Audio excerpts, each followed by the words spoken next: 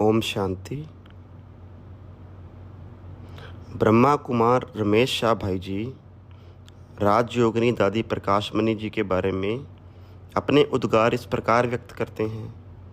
दादी प्रकाशमणि जी ने मुझे तथा मेरे लौकिक परिवार को अनेक रीति से संवारा और आज मैं तथा मेरा लौकिक परिवार जो भी ईश्वरीय सेवाएं कर रहे हैं उसके पीछे उनकी पालना का महत्वपूर्ण स्थान है।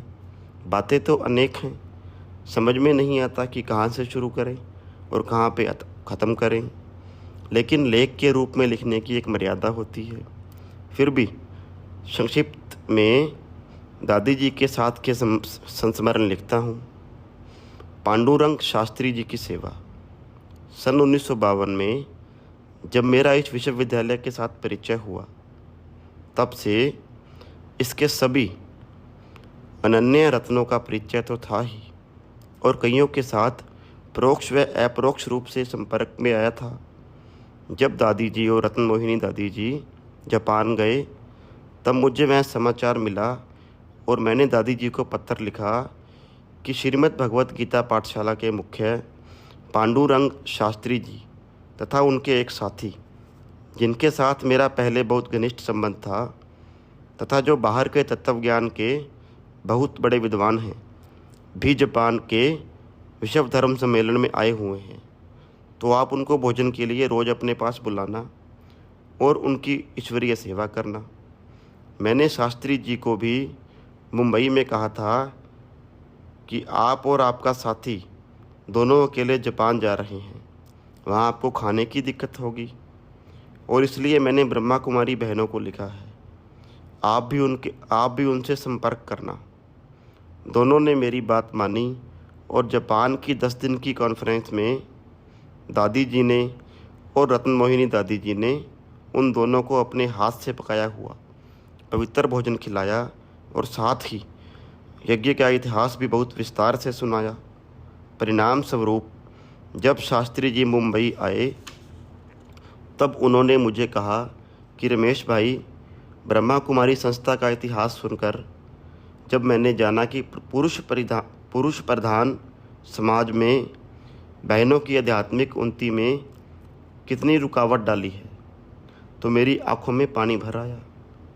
बाद में हमेशा ही शास्त्री जी के साथ विश्वविद्यालय का स्नेह भरा संबंध रहा और शास्त्री जी प्यारे ब्रह्मा बाबा तथा प्यारी मातेश्वरी जी से मिलने भी आए। इस प्रकार से अपरोक्ष रूप से दादी जी के द्वारा सेवा हुई, उसका मैं साक्षी हूँ। आगे है प्रदर्शनी की सेवा में दादी जी का सहयोग। बाद में दादी जी जब पटना में थे तो ब्रह्मा बाबा जब मुंबई आते थे तो दादी जी भी मुंबई का चक्कर लगाते थे, परंतु इतना घनिष्ठ संबंध दादी जी के साथ नहीं था क्योंकि ब्रह्मा बाबा की उपस्थिति में ज़्यादा कारोबार ब्रह्मा बाबा से ही होता था। परंतु जब सन 1964 में हम सब ने प्रदर्शनी के चित्र बनाने का कार्य शुरू किया तो पहला चित्र सच्चा वैष्णव कौन बनाया और ब्रह्मा बाबा के पास वह चित्र लिखित सहित प्रमाणित कराने के लिए भेजा। 2 दिन में ही ब्रह्मा बाबा ने उस लिखत में सुधार का दोबारा अच्छे अक्षरों में लिखवाकर भेजा। तो मैंने ब्रह्मा बाबा को पत्र लिखा कि बाबा, ये आपके अक्षर नहीं हैं, ये किसने लिखा है? तो ब्रह्मा बाबा ने लिखा कि बच्चे, कुमार का बच्ची यहाँ है, उसी ने लिखत को सुधार करके भेजा है।